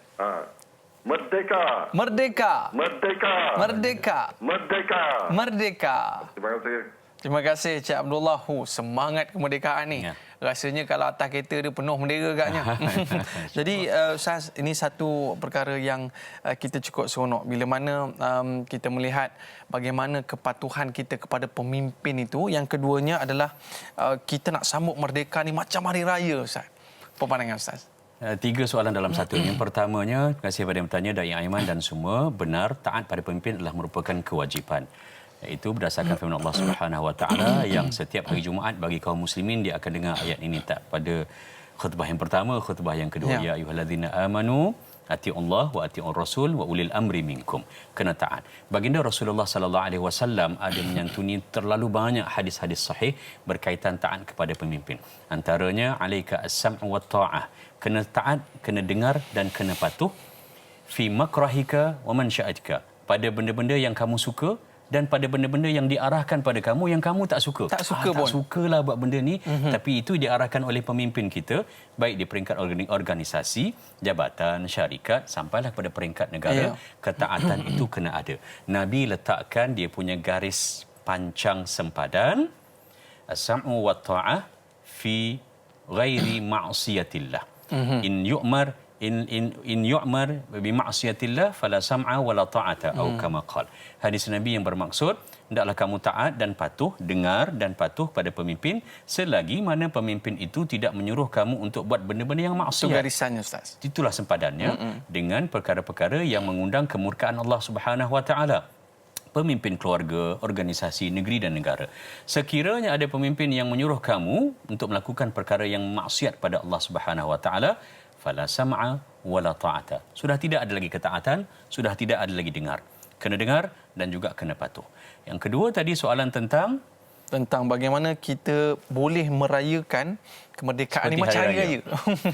Tidak ada salahnya bentuk perayaan kerana ini adalah merupakan benda yang dilakukan untuk masa sekarang ini berdasarkan pandangan Imam Syafi'i untuk bid'ah hasanah, benda yang baik selagi mana ia tidak mengganggu keharmonian kawasan jiran tetangga. Tak bising sangat. Ini pukul 2-3 pagi main letup-letup meriam apa kan. Itu tidaklah menunjukkan kebersamaan kita. Kenalah jaga juga perasaan, hati, suasana dan juga keadaan sekeliling. Berailah dalam cara yang kreatif paling banyak sekalipun. Zaman sekarang ini orang sukakan acara-acara yang bersifat sambutan kemerdekaan beraktiviti. Konvoi motor. Dai Aiman ada motor besar? Boleh join konvoi motor besar. Konvoi berbasikal 21-40 km dan sebagainya. Kibar jalur gemilang, deklamasi sajak, nyanyian-nyanyian hiburan. Benda-benda yang bersifat acara-acara ini adalah manifestasi. Dibenarkan selagi mana ia tidak melanggar peraturan negara dan dalam masa yang sama ianya juga tidak mengganggu gugat keharmonian orang-orang lain yang ada di sekeliling. Tetapi pada fikir saya suka untuk mencadangkan agar dalam sambutan bulan kemerdekaan 15 Ogos sampai 16 September ini, apa yang perlu kita lakukan adalah untuk memperbanyak dan memperkukuhkan program-program yang sebegini, yang bersifat ilmiah, yang ada diskusi dan wacana tentang ilmu pengetahuan. Ilmulah sebenarnya adalah merupakan perayaan sambutan kemerdekaan yang berpanjangan dan berterusan. Yang lain itu dia bersempena, dia ada situasi sekejap, seminggu, sebulan dan sebagainya, tapi ilmulah yang boleh membawa orang untuk terus mencintai dan menyayangi negaranya itu sendiri. So, tak ada ilmu, orang tak akan faham. Bila orang tak faham, nak jadikan dua orang ini sefaham pun payah. Kita mudah untuk faham, tetapi nak jadikan Dai Aiman dengan saya sefaham dengan cara yang sama tentang negara, itu memerlukan diskusi dan ilmiah, program-program. Kena ada pelaburan daripada jabatan-jabatan kerajaan, daripada syarikat-syarikat swasta. Jadikan patriotisme, cinta negara, sambutan kemerdekaan ini sebagai suatu acara yang sifatnya jadi industri. Kita inginkan agar cinta negara ini, industri itu, bila sebut industri, orang akan bersaing secara positif untuk buat yang terbaik, untuk buat yang terhebat, untuk memberikan lebih bajet dan peruntukan agar ilmu pengetahuan, kefahaman dan akhirnya tindakan menjadikan orang lebih sayang dan cinta kepada negaranya, berasaskan lunas agama dan peraturan-peraturan negara itu sendiri. Ilmu menjadi teras kepada kecintaan kita kepada negara. Benar. Betul lah, bila Ustaz sebutkan tentang buku Perlembagaan Ya, Persekutuan ini, saya yakin tak ramai orang yang tahu betapa indahnya Benar. perlembagaan yang telah disusun untuk menjaga negara kita. Benar. Baik Ustaz, satu soalan yang cukup menarik daripada sahabat kita di Facebook bersama dengan Fozia Tun Mat Isa. Assalamualaikum warahmatullahi wabarakatuh. Ustaz dan dai serta kru-kru semoga sentiasa dalam rahmatnya. Amin ya rabbal alamin. Soalan saya Ustaz, adakah dengan hanya patuh pada rukun negara yang sedia ada sudah cukup untuk seorang itu dikatakan mencintai negara? Mohon pencerahan Ustaz. Terima kasih Ustaz dan dai Kak Ji, Johor Baru, Johor. Baik Ustaz, daripada kecil lah ya, perhimpunan di sekolah. Betul. Kita bacakan rukun negara ni Ustaz. Mungkin ada sesuatu yang indah di sebalik rukun negara ni Ya, Ustaz. terima kasih. Soalan yang cantik pada Puan Faziatun daripada JB ya. Seronoknya kalau pagi ni kita dapat sarapan dengan lontong kering, dengan kacang pul. Sedap ya, Ustaz. Ini semua makanan tradisi orang Johor ni. Ya, apa khabar orang Johor kan? Cantik soalan ini kerana dengan rukun negara itu dia menunjukkan dua perkara. Pertamanya, visi dan misi kenapa pada 31 Ogos 1970 rukun negara itu diwartakan oleh Allahyarham Tun Abdul Razak selaku Perdana Menteri Malaysia yang kedua pada ketika itu. Dan yang keduanya, betapa misi dan visi para pemimpin yang terdahulu melihat betapa besarnya nilai dan kefungsian agama untuk mendasari rukun negara itu. Kita lihat satu persatu. Yang pertamanya ialah kepercayaan kepada Tuhan. Cukup untuk menunjukkan kita patuh kepada agama dan patuh kepada negara. Kenapa? Kepercayaan kepada Tuhan diletakkan nombor 1 berbanding dengan yang lain-lain. Boleh je letak di bawah nombor 5. 4, 3, 2. Kerana kalau kita lihat Imam Syafi'i, bila ada lebih daripada 1 ataupun 2, dia akan katakan ini sebagai satu tertib ataupun ketertiban. Dalam kepercayaan kepada agama, dia melestarikan apa yang ada di dalam Perlembagaan Persekutuan. Secara ringkas saya nyatakan, dalam kepercayaan pada Tuhan ini, kalau kita benar-benar pegang rukun negara dan kita fahami, di dalamnya ada perkara 3/1. Islam adalah agama persekutuan. Di dalamnya ada perkara 10/4. Di dalam perlembagaan yang menyatakan dilarang bagi mana-mana warga negara, Parlimen boleh membenarkan agar mana-mana warga negara dilarang untuk mempersoalkan tentang hak keistimewaan, kedaulatan, prerogatif dan sebagainya berkaitan tentang agama, bahasa, raja-raja, orang Melayu dan sebagainya. Juga pada perkara 11/1 dalam perlembagaan yang menyatakan bahawa kebebasan beragama. Mana-mana rakyat Malaysia, mereka bebas untuk menganuti apa-apa agama, tetapi dia mesti dibaca bersama dengan perkara 11/4 dalam perlembagaan yang menyatakan tertakluk kepada fasal 4 iaitu mengembangkannya. Mereka rakyat Malaysia yang beragama selain daripada Islam, Kristian, Hindu, Buddha, Bahai dan sebagainya ini, mereka bebas, silakan mengikut peraturan dan perundangan. Tak ada orang lain yang boleh membenarkan, tidak ada orang lain yang boleh menghalang mereka daripada melaksanakan ibadat ikut cara ritual mereka, pergi ke tempat-tempat ibadat mereka. Tetapi ada hadnya, iaitu pada perkara 11/4 mereka dilarang dan tidak dibenarkan untuk mengembangkan, mendakwah ideologi pegangan mereka itu kepada orang-orang Islam. Artinya tidak boleh ada sebarang bentuk misioneri tarik orang Islam masuk ke dalam agama mereka. Tapi Malaysia ini bebas, mereka nak amalkan ajaran mereka, silakan. Lihat betapa Islam itu dipegang. Ini pun satu daripada contoh maqasid syar'iyah daruriyat, iaitu hifzuddin, memelihara agama. Lihat pada perkara 121/1A tentang kedudukan istimewa Mahkamah Syariah berbanding dengan perkara 121 dalam perlembagaan tentang Mahkamah Tinggi, Mahkamah Rayuan, Mahkamah Persekutuan dan sebagainya. Lihat pada perkara 160/2. Ni nak faham tentang kepercayaan pada Tuhan ni dah di dalam Perlembagaan Persekutuan, perkara 160/2 tentang semua benda-benda takrifan-takrifan. Apa makna raja, apa makna ahli Dewan Undangan Negeri, apa makna tanah, apa makna negara, dan satu yang ada ialah apa makna bangsa Melayu. Dan satu daripada 4 syaratnya adalah beragama Islam. Orang Melayu ini cirinya didefinisikan dalam perlembagaan, dia beragama Islam. Semua ini masuk dalam Perlembagaan Persekutuan dan juga di dalam rukun negara. bawah tajuk kepercayaan kepada Tuhan. Lihat kepada setia kepada raja dan negara. Kalau kita lihat, antara yang ada di bawahnya adalah berkaitan tentang Duli Yang Maha Mulia Seri Paduka Baginda Yang di-Pertuan Agong. Rakyat kita kena faham tentang perkara 32 dalam perlembagaan yang menyatakan bahawa di bawah klausa kesetiaan pada raja dan negara ini, Agong adalah merupakan ketua utama negara. Lihat pada perkara 40, 41, 42 menceritakan tentang fungsi yang di-Pertuan Agong, iaitu berkuasa menjadi ketua turus angkatan pemerintahan tentera yang paling tinggi. Jenderal yang paling atas sekali adalah Duli Yang Mulia Agong. Agong juga yang boleh untuk mengampunkan kesalahan ataupun mengampunkan dosa, mengurangkan hukuman pesalah-pesalah di peringkat federal. Raja-raja Melayu yang lain di negeri-negeri boleh mengampunkan kesalahan itu di peringkat negeri. Lihat pada perkara 149 dan 50 tentang akta subversif, tentang akta darurat. Semuanya ini kuasanya adalah Agong. Agong juga boleh berfungsi untuk membubarkan parlimen, menjaga kedaulatan dan sebagainya. Setia pada raja dan negara ini perlu difahami cukup dengan rukun negara kalau mereka lihat kepada apa dia punya indikator pada perlembagaan persekutuan. Keluhuran perlembagaan, lihat pada perkara 4 yang menyatakan undang-undang tertinggi bagi negara Malaysia adalah perlembagaan persekutuan. Lihat juga kepada perkara yang berkaitan tentang kedaulatan undang-undang. Cukup kalau kita pegang ini dengan syarat kita faham daripada mana datangnya klausa kedaulatan undang-undang ini. Dia datang daripada perkara 121 tentang undang-undang. Dia datang pada perkara 113 hingga perkara 119 berkaitan tentang suruhan pilihan raya, SPR. Nak tahu tentang pilihan raya, bacalah perkara 113 hingga 119.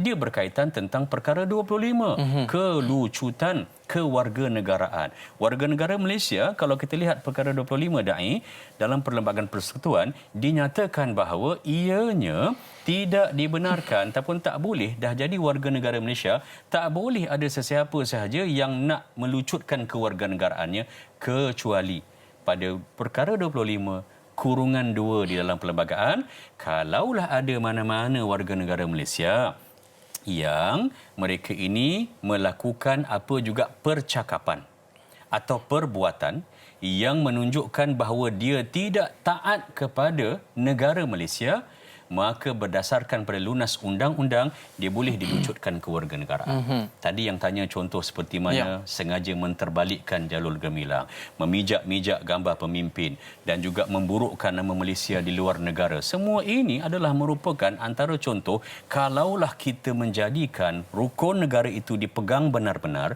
berdasarkan kefahaman kita terhadap perlembagaan persekutuan, dia tidak akan berlaku. Dan akhirnya yang kelima adalah kesopanan dan kesusilaan. Cukup untuk kita jadikan itu sebagai tanda dan syarat kita patuh kepada negara, bahkan diganjari dengan pahala.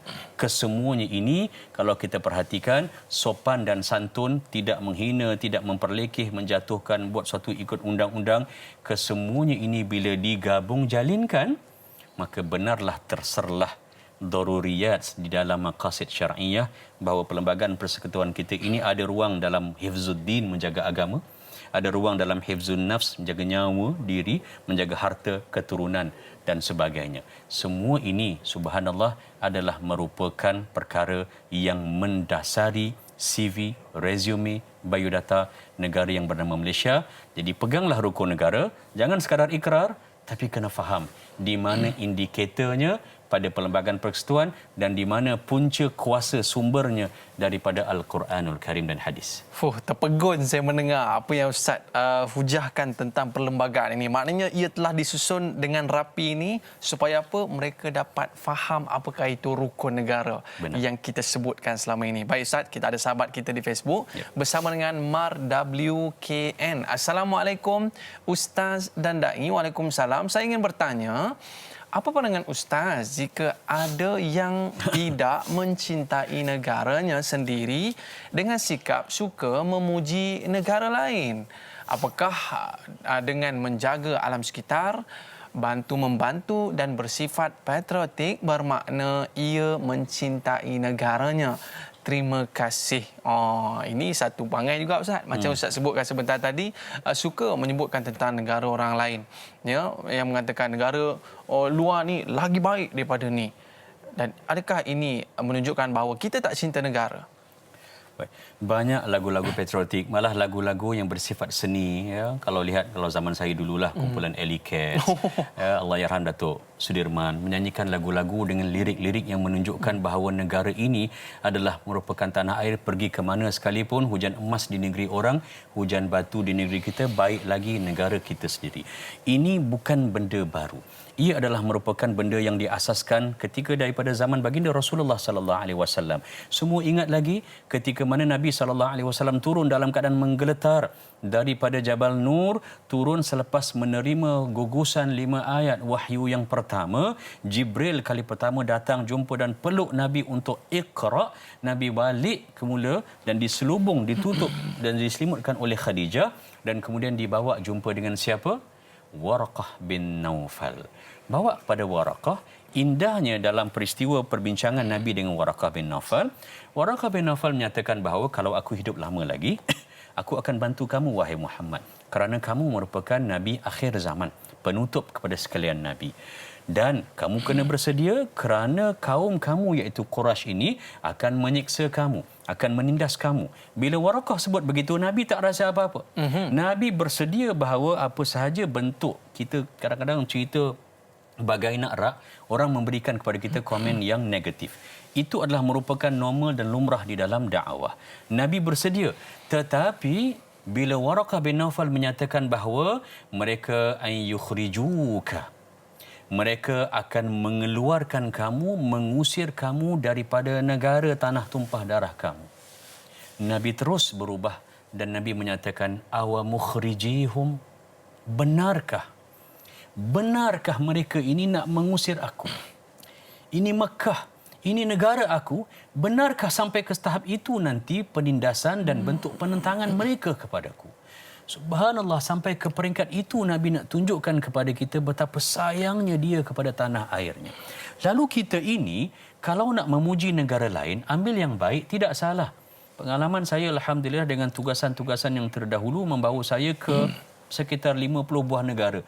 Saya dah pergi. Yang baik kita bawa balik dan kita sarankan kepada kerajaan kita untuk dilaksanakan atau diadaptasi. Tapi yang buruk itu juga banyak. Lalu memuji itu biarlah dalam keadaan yang berpada. Saya duduk lama di negara luar di mana negara kita, rakyat kita adalah minoriti. Melihat jalur gemilang ini terkibar, adalah merupakan satu keseronokan yang tidak tergambar dengan kata-kata.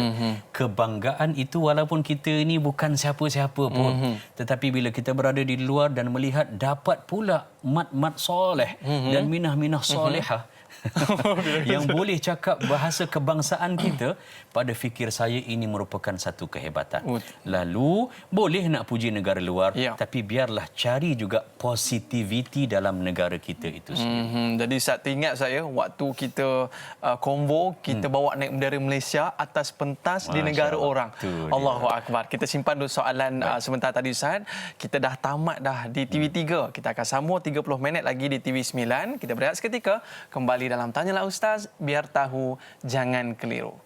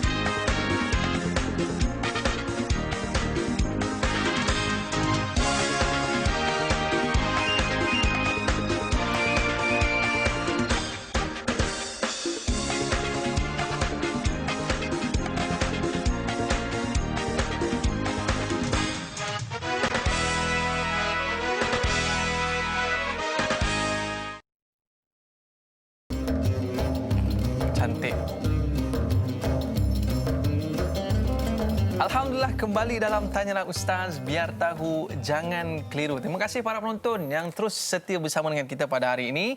Hari ini kita dalam topik akidah, ini negaraku, merdeka, merdeka, merdeka. Para penonton sekalian, kita nak sambung soalan yang kedua daripada sahabat kita, Mar WKN. Apa soalannya? Bila kita sebutkan tentang apakah dengan menjaga alam sekitar, bantu-membantu dan bersifat patriotik bermakna ia mencintai negaranya. Jadi, adakah ini disebutkan sebagai cinta negara, Ustaz? Ya. Terima kasih pada yang bertanya. Besar tentang alam sekitar, penjagaan, pemeliharaan dan sebagainya. Tapi berkait dengan soalan ini dan juga dalam sesi kita ini, saya nak kaitkan dengan isu tanah. Menjaga tanah artinya menjaga negara kita sendiri, mencintai tanah, mencintai negara kita sendiri. Kalau kita lihat baginda Rasulullah sallallahu alaihi wasallam bila dia bermusafir, ada masa-masanya annahu yastashibu ma'ahu turab ardihi. Nabi bawa segenggam tanah sikit daripada tanah Madinah untuk bermusafir. Ya, kalau sekiranya Nabi sukar untuk bawa air yang banyak dan sebagainya, Nabi akan bawa tanah sedikit. Bukanlah tanah itu boleh dimakan ataupun diminum, tetapi nak menunjukkan ta'alluq, rasa ikatan hati itu dengan negara, sayangnya kepada alam sekitar, tapi dalam masa yang sama menunjukkan sayangnya kepada negara sendiri. Saya teringat ketika saya belajar di Jordan dulu, di University of Jordan, seorang pensyarah di kuliah syariah menyatakan, ardukum khadra, dia kata, negara kamu ini aku suka sebab negara kamu ini semuanya hijau. Berbanding dengan Jordan, seperti mana yang Da'i Aiman pun sedia maklum. Pemeliharaan itu adalah merupakan benda yang sangat penting dan dia ada dalam Perlembagaan Persekutuan. Tentang perizaban tanah, tentang bagaimana hak pemilikan tanah dan sebagainya, semua ada di dalam Perlembagaan Persekutuan, menunjukkan betapa undang-undang negara kita ini sangat-sangat menjaga alam flora dan juga fauna dan juga segala penghuni yang ada di hutan, di gunung dan sebagainya ini, ia mesti dijaga. Baginda Rasulullah sallallahu alaihi wasallam sampai mengangkat lagi taraf, diambil yang alam sekitar ini, iaitu saya ambil contoh satu tanah, hingga dijadikan untuk perubatan. Baginda Rasulullah melihat ketika mana selepas hijrah, ramai di kalangan sahabat-sahabat Nabi yang besar dan hebat. Sayyidina Abu Bakar As-Siddiq radhiyallahu anhu sendiri, Bilal bin Rabah. Mereka ini hijrah, kemudian sampai di Madinah. Selepas beberapa ketika mereka diriwayatkan jatuh demam sakit teruk. Dan demam ini bila dimaklumkan pada Rasulullah sallallahu alaihi wasallam, Nabi pergi ziarah. Apa yang Nabi buat? Nabi doa. Apa doa Nabi? Allahumma, wahai Tuhan kami, habib ilainal madinata, jadikanlah Madinah, negara baru kami ini, kecintaan kepada kami, kahubbina makkata, sama seperti mana kami pernah tunjukkan sayang cinta kami kepada negara kami yang dulu, iaitu Makkah, tempat tumpah darah kami, au asyad, ataupun biarlah ya Allah jadikan cinta kami kepada Madinah ini lebih hebat kami boleh tunjukkan berbanding dengan di Mekah. Kerana itu kalau kita berada di Malaysia, kemudian kita diberi peluang dengan beasiswa ataupun dengan pinjaman belajar di luar negara ataupun kerja di luar negara, tempoh 4 tahun, 5 tahun, 3 tahun, buat sebaik mungkin agar berada di luar negara itu, kita terus memperkukuhkan rasa cinta kita kepada tanah air kita Malaysia. Nabi pernah, ini antara sunnah, saya katakan sebagai sunnah yang dipinggirkan. Dia sunnah tapi orang jarang buat. Nabi menggunakan tanah yang ada di negaranya itu Madinah, dan Nabi jadikan itu sebagai syifa, sebagai ubat kepada sakit pada badan dan sebagainya. Antaranya ialah Nabi letakkan sababah, jadi tunjuknya ini, dia letakkan dekat, mula-mula dia letakkan dekat riqah. Lidahnya itu, masukkan dalam lidah, tekan sekali saja, tak perlulah untuk tahnik macam tu kan, letak sekali. Kemudian jari itu sendiri yang ada riqah, ada air daripada dalam mulut itu, Nabi letakkan pada tanah di Madinah. Dan bila letakkan di situ, Nabi ambil dan Nabi letakkan pada orang yang sakit. Di mana sakit? Kalau di tangan, Nabi letakkan di sini.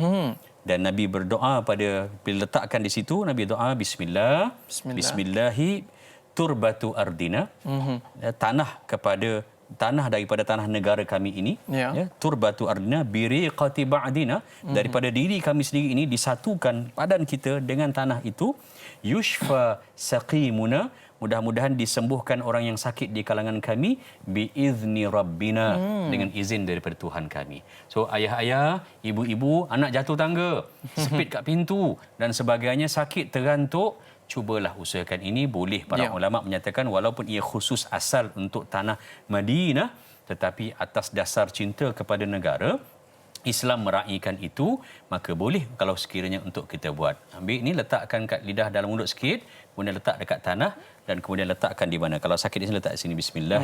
Turbatu ardina biriqati ba'dina yushfa saqimuna biizni rabbina. Bila kita buat itu, kita bukanlah doktor, tapi bila ini Nabi buat, sunnah pahala untuk kita ikut apa yang Nabi sallallahu alaihi wasallam laksanakan. Kaitkan alam sekitar apa yang ada dengan diri kita dan rasa sayang kita kepada negara. Ini tanda cinta kita kepada negara. Bila mana kita menjaga alam sekitar, kita membantu dan kita mempunyai semangat patriotik. Jadi kita ada sahabat kita lagi di Facebook bersama dengan Azizah Admaja Putri. Assalamualaikum warahmatullahi wabarakatuh. Ustaz dan Da'i Aiman. Waalaikumsalam. Apakah Ali menyepakati pengerahan pasukan Abu Bakar dan Umar ke beberapa negara untuk memperluas wilayah Islam? Terima kasih. Terima kasih sahabat kita Azizah Admaja Putri atas soalan yang diajukan. Mungkin ada sesuatu yang Ustaz boleh ceritakan tentang bagaimana kisah ini memberi pelajaran kepada kita, Ustaz. Pada fikir saya, tidaklah secara direct, indirect mungkin kena sikitlah dengan tajuk kita, tapi kita santuni juga soalan ini. Perluasan empayar Islam yang paling banyaknya berlaku pada zaman Umar Al-Khattab radhiyallahu an. Kita juga tidaklah berhajat untuk melihat dan juga mengukur prestasi berdasarkan jumlah peluasan kuasa dan juga pertambahan daerah empayar Islam di antara 4 orang khalifah. Kerana poinnya di sini adalah bukan itu, untuk melihat siapakah khalifah yang lebih baik ataupun yang ini lebih tinggi dan sebagainya. Ini dibenarkan dan kesemuanya kalau kita perhatikan, Abu Bakar As-Siddiq radhiyallahu an, Umar Al-Khattab radhiyallahu an, Uthman ibn Affan radhiyallahu an, Ali bin Abi Talib radhiyallahu an adalah khulafa ar-rasyidin, dan mereka mentadbir berdasarkan kepada keperluan yang ada pada negara mereka pada ketika itu. Subhanallah, yang saya nak kongsikan adalah apabila kita melihat dalam sejarah Khulafa' ar-Rasyidin pertambahan perluasan kuasa, meluaskan kuasa jajahan takluk satunya adalah untuk urusan dakwah. Dan yang keduanya, dia juga adalah cara bila kita memperluaskan jajahan takluk, dia juga adalah merupakan cara untuk kita mempertahankan negara kita sendiri. Dan kalau kita perhatikan pada tahun 1850 bila Raja Ali Haji, seorang ulama Melayu yang lahir di Selangor kemudian dibesarkan di Pulau Penyengat di Kepulauan Riau Lingga. Riau Lingga ketika itu berada di bawah jajahan takluk negeri Johor, Darul Ta'zim. Dia menulis dalam kitabnya Bustanul Katibin. Dilihat dalam kitabnya berjudul Thamarat Al-Muhimmah. Ada ni di perpustakaan. Boleh bawa anak-anak kita untuk lihat, insya-Allah. Tapi kena ajarlah tulisan Jawi dulu. Sebab ia dalam buku bahasa Jawi, tapi adalah transkripnya itu di dalam bahasa tulisan Rumi. Ini semua menunjukkan betapa zaman kerajaan Riau Lingga ataupun Johor itu memang banyak berlaku peperangan. Banyak berlaku peluasan jajahan takluk dan sebagainya. Maka ianya dibenarkan selagi mana tujuannya itu adalah untuk mempertahankan kedaulatan negara sedia ada dan keduanya untuk menyalur dan menyampaikan dakwah. Lalu semua ini dapat daripada mana? Daripada sirah para khulafa ar-rasyidin, daripada sejarah para khalifah-khalifah kita yang melaksanakan pembebasan seperti mana Umar membebaskan Palestin. Ia merupakan kewajipan kerana ia adalah merupakan negara Darul Anbiya, tempat di mana khazanah Islam itu yang berada di sini dan di sini umat Islam, maka semuanya itu ditunjukkan oleh Umar Al-Khattab ketika mana dia membebaskan semula Palestin. Sampai bila ditawarkan kepadanya untuk solat di gereja, maka Umar menyatakan bahawa tak, walaupun dia jadi ketua di situ, untuk menunjukkan betapa perluasan kuasa ini bukan bermakna kita ingin menidakkan kewujudan agama-agama lain, tetapi atas urusan dakwah. Jadi terima kasih Ustaz. Kita nak dengar kisah yang menarik daripada Al-Fadhil Ustaz, pengalaman menjadi ketua atasi pendidikan di UK. Para penonton, setia bersama dengan kita. Kita berehat seketika, kembali semula dalam Tanyalah Ustaz, biar tahu jangan keliru.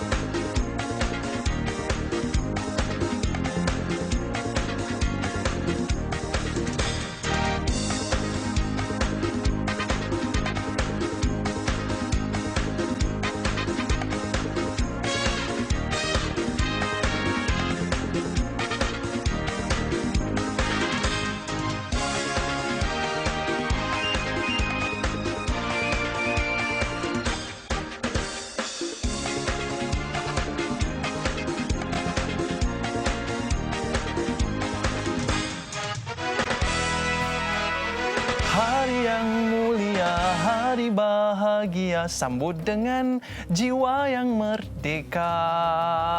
Selamat menyambut Hari Kemerdekaan saya ucapkan kepada seluruh rakyat Malaysia. Terima kasih atas kesetiaan anda bersama dengan kita dalam Tanyalah Ustaz, biar tahu, jangan keliru. Para penonton sekalian, kita bersama dengan Al-Fadhil Ustaz Ervino yang mana sebelum ini banyak bertugas di luar negara sebagai pegawai atasi pendidikan, yang mana 4 tahun di UK saya, di New Zealand dan sebagainya. Mungkin ada sesuatu yang Ustaz boleh ceritakan kepada kita, kisah yang menarik duduk di luar negara.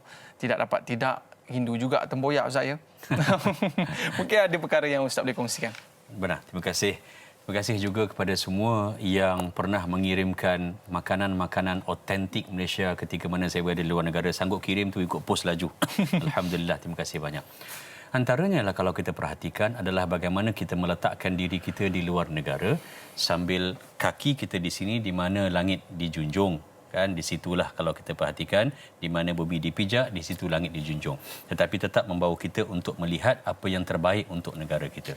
Kalau contoh kita lihat di UK, berapa ramai lepasan-lepasan kita pasca siswaza yang buat masters, PhD, yang undergraduate buat degree, first degree pun terlalu banyak. UK, US dan sebagainya. Apa antara nilai murni yang kita nampak di negara itu yang patutnya bawa balik? Kalau bawa balik pun dia tak boleh lama sekejap, paling tidak dipastikan dia bertahan lama. Contohnya ketika mana kita memandu kereta. Driving school di UK ini dia ada 5 pancang. Cara hukum negara juga 5 pancang. Yang nombor 4 ni, iaitu dipanggil road courtesy. Diajar semasa belajar mandu, road courtesy ini adalah kesopanan jalan raya. Kesopanannya adalah wajib bagi mereka kalau mereka nak bertukar laluan, dia indicate. Dia tekan signal. Nak kanan-kanan, nak kiri-kiri. Nak daripada kiri, nak pergi kanan. Mereka sama. Semua negara Commonwealth akan ada right hand drive sebelah kanan kan. Dia akan indicate sebelah kanan. Kita ramai tak yang signal kanan untuk masuk laluan kanan. Masuk ke kanan itu, bila dia signal kanan, kereta yang berada di bahagian belakang, sebelah laluan kanan, dia pertama sekali courtesy, sopan yang dia akan buat, dia akan lihat cermin belakang dia, ada tak kereta lain di belakang. Kalau tak ada dan jaraknya itu munasabah, dia akan break, dia akan bagi laluan untuk orang bertukar. Kita tengok orang signal, lagi tekan lagi kita minyak supaya kita tak bagi. Tak tahu nak berlumba untuk siapa, nak menang pingat apa pun tak tahu. So bila dah masuk kanan, nak masuk balik semula kiri, dia akan signal lagi.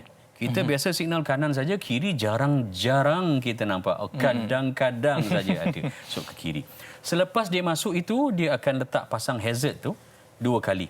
Pasang lampu hazard tu 2 kali sebagai tanda terima kasih. Ataupun dia keluarkan tangan, dia angkat tangan, dia akan terima kasih. Terkesan ini, dan bila balik Malaysia saya cuba buat tanpa menyebut saya berada di mana dan kerja di mana di Malaysia. Bila saya buat, lalu dekat zebra crossing, lintasan zebra itu, kita berhenti sebab saya diajar di UK untuk berhenti. Nampak saja di sebelah kiri jalan, dah ada orang dia step menunggu on that zebra, dia letak saja ataupun dah berdiri menunggu, kereta wajib berhenti. Kita kena menjadi negara kita ini sambutan ulang tahun kemerdekaan kali ke-63, kita kena jadi negara yang memperkasakan dan menghormati zebra crossing. Kalau bolehlah itu ditanam dalam pancang kelima sopan dan susila, itu cantik. Betapa ramai yang pernah belajar luar negara dan mereka puji bagus luar negara Malaysia ini. Caranya bukan dengan kita menghentam ataupun menidakkan apa yang dilakukan oleh rakyat kita yang dah berada luar negara, yang dah rasa sistem begitu, adakah mereka istiqamah melakukan yang sama? Kalau lampu kuning macam mana Ustaz? Sama juga. Kalau lampu kuning di Germany, antara negara yang banyak saya pergi ialah Germany, dia ada 2 lampu isyarat. Satu lampu isyarat kuning, hijau dan merah untuk kereta, kenderaan 4 roda, motor dan yang lain-lain ke atas. Satu lagi ialah untuk pedestrian, pejalan kaki dan juga penunggang basikal. Yang akan hijau dulu yang untuk pejalan kaki. Sangat Islamik. Islam mendahulukan yang berkenderaan bagi salam kepada yang sedang berjalan kaki. Kan? Jadi dia bagi jalan kaki dulu. Yang akan merah dulu adalah yang kenderaan yang 4 roda ke atas dan sebagainya. So semua itu ada. Kuning itu pun mereka dah berhenti. Bukan kuning itu boleh lagi. Kuning itu tidak berhenti. Dan satu perkara yang besar yang saya ingat pada tahun 2009. Ini boleh rujuk dalam arkib ataupun archive berita dan sebagainya. Bulan Oktober 2009 berlaku di UK hampir sekitar 500 orang. Warga negara Malaysia ketika itu mereka fly daripada Malaysia pergi ke UK, ke London lah sudah tentu. London ini is a world's eye. semua orang berada dan melihat di situ. Mereka ini bukan kaleng-kaleng. Mereka adalah orang profesional. Mereka lepasan belajar tinggi, doktor, lawyer, engineer, ahli muzik, tu saya tambahlah. Ya. Mereka ini hebat dengan sistem pendidikan Malaysia, pergi ke UK, beratus orang ini mereka koyakkan pasport antarabangsa Malaysia. Dan mereka koyakkan pasport antarabangsa itu pada tahun 2009 Oktober dengan harapan mereka kata mereka telah didiskriminasikan di Malaysia dan minta kepada Queen of England untuk memberikan kepada mereka kerakyatan selaku warga negara British.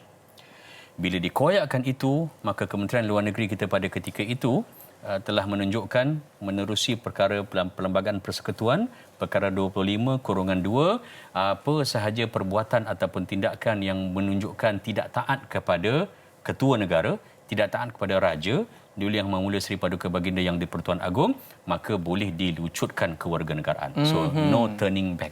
Bila mereka minta kepada UK kewarganegaraan, dapatan daripada kita ialah UK pun tak bagi juga. Saya fikir UK juga berfikir kalau kamu boleh untuk mengoyakkan pasport antarabangsa milik negara kamu, kalau kamu berada di sini, apa jaminan kamu tidak buat perkara yang sama? So menjadilah mereka itu stateless, tidak ada negara. Ini adalah merupakan dapatan dan pengajaran besar bagi kita berada di luar negara. Bila balik, lihatlah, hormatilah, muliakanlah negara kita Malaysia. Kalau cinta kita pada negara itu kerana apa yang ada nostalgia kita daripada kampung halaman kita, terjun parit, masuk longkang, berenang dekat sungai, panjat pokok macam Tarzan, silakan. Kalau ada pun kita punya rasa cinta kita pada negara kerana teringat di sinilah negeri tempat aku mula-mula bekerja. Carilah apa-apa signifikan untuk mengingatkan kita kepada tanah itu, kepada negara berkenaan, dan ini akan menjadikan kita menghormati negara kita walaupun kita berada jauh beribu batu daripada Malaysia. Dalam rukun negara kita, kesopanan dan kesusilaan. Tapi kita kalau nampak lampu kuning, Ustaz, lagi kita laju kan? Itulah. Sedangkan kita diminta untuk berhenti ketika itu. Benar. Baik, soalan yang cukup baik saya rasakan dalam kita nak menceritakan tentang pegangan akidah kita sebagai seorang rakyat Malaysia. Kita nak raikan soalan di Facebook bersama dengan Imran Syakir. Assalamualaikum Ustaz dan Da'i. Waalaikumsalam. Bagaimanakah pegangan akidah Ahli Sunnah wal Jamaah mampu mententeramkan negara meskipun berbilang agama dan bangsa? Mohon pandangan Ustaz. Jazakallahu khairan kathiran. Dalam hampir sejam lebih kita membicarakan tentang ini negaraku. Jadi ini kata kunci yang kita nak sebutkan pada hari ini, Ustaz.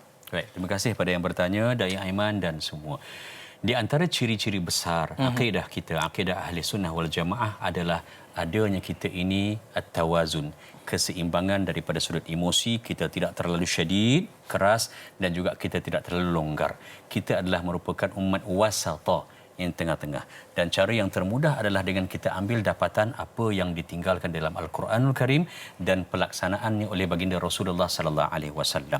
Dalam sepotong hadis yang sahih, riwayat daripada Al-Hakim, daripada Al-Hakim bin Hisham, Al-Harith bin Hisham radhiyallahu anhu, hadis riwayat Al-Hakim menyatakan baginda sallallahu alaihi wasallam ketika mana pergi untuk buat Hajjatul Wada'. Nabi pergi untuk ke Mekah untuk buat haji perpisahan, dan Nabi buat haji sekali sahaja. Dan itulah ini perpisahan pada baginda sallallahu alaihi wasallam. Berada di Makkah, apa kata Nabi? Nabi ulang sedikit apa yang saya nyatakan tadi ketika Nabi berada di Al-Juhfa, iaitu sebelum Nabi daripada tengah-tengah antara Mekah dengan Madinah ketika hijrah. Nabi pandang berada di Makkah, Nabi kata ma atyabuki min baladin. Wahai Makkah, engkaulah sebaik-baik negara. Nabi sebut lagi ketika mana Hajjah Wada'. Menunjukkan cinta kita kepada negara ini, dia kena ulang. Dia kena sebut. Jangan tunggu merdeka saja. Kalau boleh sini dan sini kita merdeka sepanjang masa. Menjaga sempadan negara ini, kehormatannya, kedaulatannya, bukan sekadar di sempadan utara, timur, barat dan juga selatan Malaysia. Tapi yang paling penting bagi warga negara Malaysia, 34 juta and counting jumlahnya ini, adalah menjaga kewibawaan dan kedaulatan Malaysia di sini dan juga di sini. Ini sempadannya. Kalau sempadan dijaga oleh ratusan ribuan askar tentera kita yang berdedikasi dan berkhidmat untuk raja dan negara, tapi kita sebagai warga negara di sini dan di sini tidak merasakan sedemikian, maka ia juga menunjukkan kehancuran. Apa kata Nabi lagi? Nabi sambung, innani indama ukhrijtu min Makkah, bila aku diusir keluar oleh kaumku masa Makkah ketika mana hijrah dahulu, qultu, aku telah berdoa, kata Nabi sallallahu alaihi wasallam, Allahumma innaka akhrajtani min ahabbil biladi ilayya. Ya Allah, engkau keluarkan aku ini daripada negara yang paling aku sayangi, fa anzilni ahabba biladi ilaika. Ya Allah, maka engkau berikanlah kepada aku rasa tempat negara yang kamu sangat cintai dan sayangi. Fa anzalani al-Madinah, kata Nabi, Allah memberikan kepadanya Madinah. Nabi kata ini bila? Dalam peristiwa Hajjatul Wada'. Sangat-sangat penting bagi kita, akidah kita ini, untuk melihat betapa baginda sallallahu alaihi wasallam menunjukkan cinta kepada negara itu adalah benda yang sangat-sangat besar. Hingga kan bukan sahaja baginda Rasulullah sallallahu alaihi wasallam diuji sedemikian, para nabi dan rasul yang terdahulu, Nabi Musa AS, Nabi Shu'aib AS, Nabi Lut AS. Lihat dalam Al-Quranul Karim, mungkin tidak ada ruang untuk kita kongsikan dengan waktu yang terbatas ini. Kesemuanya juga ada dirakamkan dalam Al-Quran. Mereka ini diusir oleh kaumnya sebagai satu tanda penindasan dan hukuman. Hukuman kena buang negara ini satu benda yang pedih. Kalau kita perhatikan, Fir'aun ketika mana dia lihat dakwah Nabi Musa makin banyak, makin hebat, makin kuat dan makin mantap kepada Bani Israel, lalu dia buat apa? Nak halang dakwah Nabi Musa, dia provoke Bani Israel. Dalam Al-Quran, lihat pada ayat yang ke-35 surah Asy-Syu'ara, Fir'aun dirakamkan berkata, yuridu an yukhrijakum min ardikum bisihrih famadha ta'murun. Nabi Musa tu, wahai Bani Israel, dia nak mempengaruhi kamu dengan sihirnya, dia nak keluarkan kamu daripada tanah kamu, daripada negara kamu. Famadha ta'murun, apa pandangan kamu? So digunakan alasan provokasi itu, sebut kena usir daripada negara ini, ia adalah merupakan benda yang besar. Seakan masuk ke dalam bab akidah bahawa memelihara, menjaga, menghormati dan stick dengan negara adalah benda yang besar. Lalu nak tunjukkan betapa besarnya ancaman Nabi Musa AS, Firaun kata begitu, Musa ni nak keluarkan kamu daripada tanah kamu, lalu macam mana kamu lihat? Lalu kalau kita perhatikan, ini juga yang dilakukan oleh British ketika mana peristiwa pembunuhan J.W.W. Birch, dua kali kan W kan, apabila tahun 1875, 1877, sedikit saya ambil di sini, Sultan Abdullah bin Sultan Muhammad Shah, ketika itu dia difitnah dan kemudian dia dijatuhkan hukuman kerana dia dianggap sebagai bersekongkol, bersubahat dalam pembunuhan J.W. Birch. Apa yang dibuat? Dia bersama dengan 47 pembesar negeri Perak ketika itu, 25 lelaki, 23 lelaki, 22 perempuan, lebih kurang, dihantar 47 orang ini buang negeri. Kerana buang negeri ini adalah benda yang pedih. Ke mana? Ke Pulau Seychelles. Di mana? Di Afrika. Sebulan perjalanan. Dan ini adalah merupakan satu bentuk penderaan yang sangat-sangat besar. Lalu, kerana itulah dalam rukun negara kita, dalam perlembagaan, perkara-perkara berkaitan dengan agama, akidah ini mesti dijaga. Seperti mana yang Nabi Ibrahim AS sebut sebagai rumusan lah ya. Nabi Ibrahim AS menyatakan bahawa negara ini perlu dipastikan keamanannya dan kemudian dijaga akidah dan kepercayaannya. Kerana agama inilah kepercayaan pada Tuhan diletakkan paling atas. Kerana orang Malaysia, setiap warga negara, setiap rakyat Malaysia, tugasan pertama dia bila dia faham rukun negara adalah setiap rakyat Malaysia, walau apa agama dia sekalipun, dia mesti ada rasa percaya pada Tuhan. Dia mesti ada rasa God consciousness. Rasa keberadaan Tuhan, rasa Tuhan nampak dia. Bayangkan kalau dia rasa begitu, sudah tentu kadar jenayah kita berkurangan, kadar keburukan diri kita pun insya-Allah akan kurang. Pergi mana-mana pun Allah, dia rasa Allah itu nampak. Terima kasih Ustaz. Ini kita sebutkan sebagai satu kesimpulan dalam pertemuan kita pada hari ini. Mungkin Ustaz boleh memimpin bacaan doa kita, Ustaz. Silakan. A'udzubillahi samiil alim minasyaitonir rajim. Bismillahirrahmanirrahim. Alhamdulillahirabbil alamin. Wassalatu wassalamu ala rasulihil amin wa ala alihi wa sahbihi ajma'in. Allahumma inna narghabu ilaika fi daulatin karimah.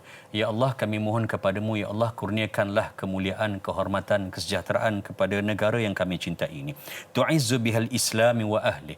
Jadikanlah negara yang kami cintai ini, ya Allah, diperkasakan, diperkuatkan dengan agama Islam dan pelaksanaannya di kalangan anggota-anggotanya, rakyat dan warga negaranya. Wa tuzillu bihan nifaq.